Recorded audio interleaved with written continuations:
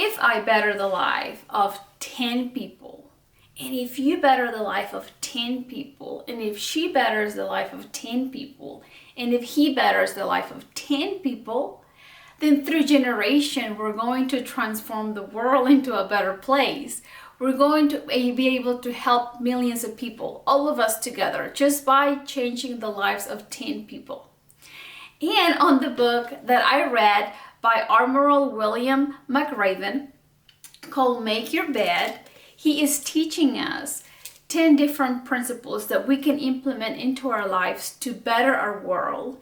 And at the same time, help others, help 10 people to better their lives and pass down kind of like his legacy of these 10 different principles to improve our life.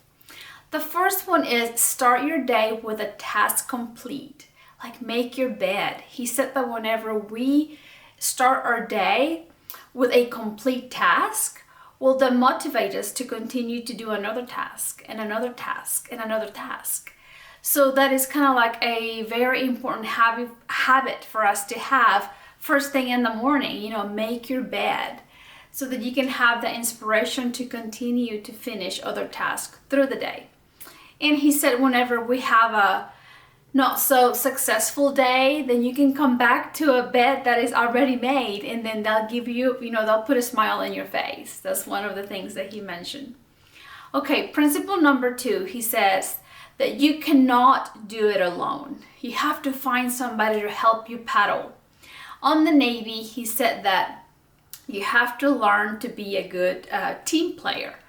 So on the paddling, they have to paddle at the same time, and they had to work as a team. So same thing with us. He's like, you cannot do it alone. You have to learn to rely on other people and ask for help. So that's principle number 2. Principle number 3 is only the size of your heart matters. He said that as a Navy SEAL, he noticed that it didn't really matter the color of your skin. It didn't really matter the nationality. It didn't really matter if you were tall or short. What truly mattered is the size of your heart. So whenever we're around people, all it matters is the size of their heart. And principle number 4 is life is not fair. He says, drive on, get over being a sugar cookie and keep moving forward. And what he means by being a sugar cookie is that in the Navy, whenever they had to inspect them on their uniform, how clean they were, how well they iron their uniform, if it wasn't perfect, like to the high standard that his instructors expected, then they water them down and they would roll them in sand. So they would have to be sugar cookies all day.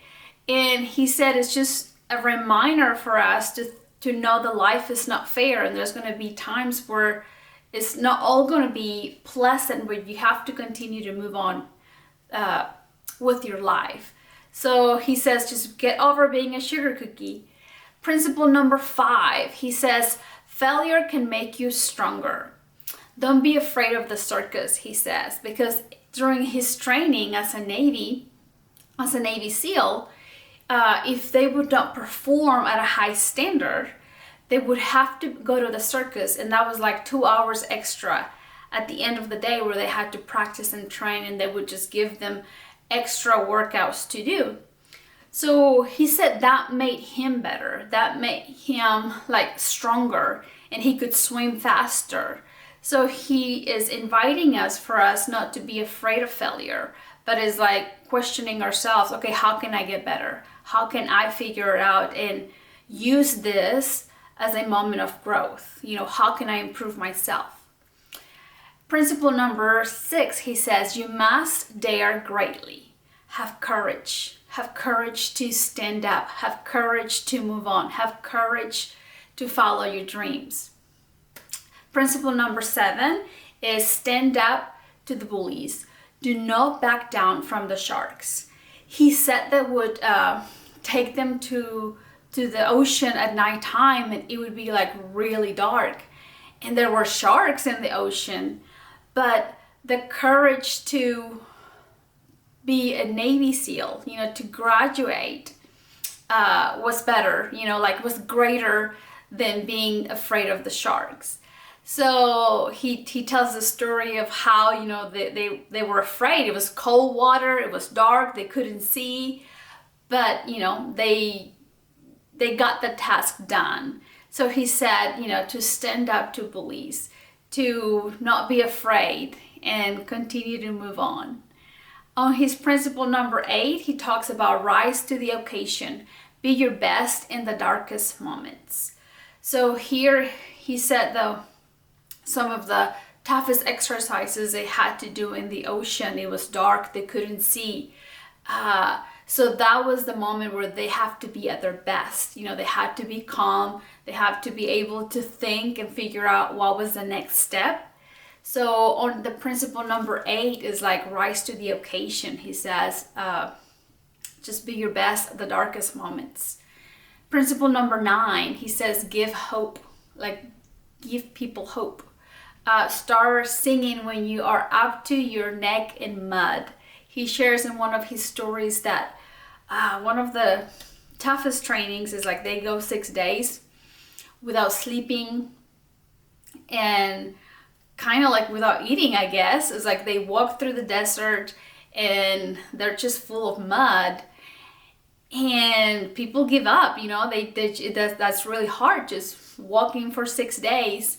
And he tells the story that one of his classmates began singing, he's like, and it wasn't pretty singing, but then everybody was exhausted, so they began singing along.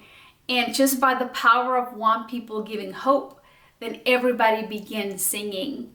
So we are in this world and we see people every day. And if we have the opportunity to share and give them hope, then we are changing their world.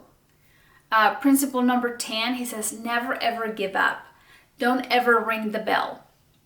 And out of 160 people, 60 students that began the journey of Navy SEALs, I think only like 30 something graduate, because the rest of them, they rang the bell. It was like too hard for them to continue the training, so they just gave up. But he says if you give up, then you're giving up on your dreams and you're going to regret it. So don't ever give up. He shares a story of how he was trying to change the way they were training this students, because he was trained through veterans that, they were super hard. So he was trying to change it just a little bit and he got in trouble. So he didn't truly lose his job completely, but he had to be moved to another area. So whenever that happened, he kind of lost the sense of that he was a good general, or that he was a good trainer. So he had to start kind of like all over again, but he had the choice to quit. People that do not believe me anymore that I am qualified. So he continued, he didn't give up even though it was tough. So that's what he's inviting us, after some time, he regained that credibility, that he was outstanding, that he could train his people well. And that's why he's sharing with us 10 different principles of how we can change our world. And if we change the life of 10 people, then if we can inspire 10 people to change the life of 10 people, then within 5 generations, he says, we can change the life of millions and millions of people. So blessings to you all, and I hope this information is helpful. Blessings.